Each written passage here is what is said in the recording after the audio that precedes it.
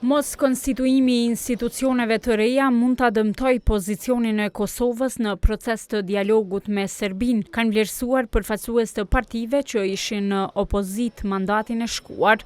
Tek kanë mirëpritur vullnetin që shprehu presidenti amerikan Donald Trump për t'u marrë me dialogun, ata shtruan nevojën për formimin e institucioneve pasi e vlerësuan si shumë kritik rolin e tij në proces. Blokada e cila po vazhdon për shkak kryenësisë së zotit Kurti të lëvizjes vetëvendosje është e dëmshme edhe për pozicionin e Kosovës, sepse nëse në një moment të shpejtë që nuk mund ta dimë kur do të jetë ai moment, ka një kërkesë nga SBA-t për të pasur një qasje më proaktive në raport me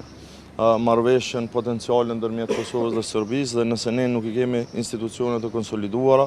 kjo gjithsesi që dëmton pozicionin e Kosovës. Ne besojmë që në mes BE-s dhe administratës presidentit Trump do të ketë një koordinim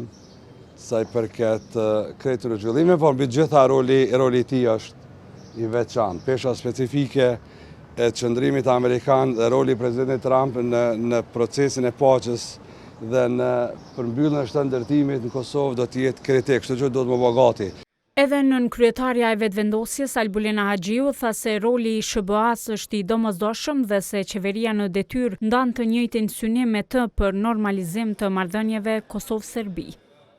Ne kemi konsideruar që ky normalizim është i mundur, por është jashtëzakonisht e rëndësishme presioni mbi Serbinë. Pra, ata të cilët në vazhdimsi kanë qenë destruktiv në raport me këtë proces është Serbia, prandaj edhe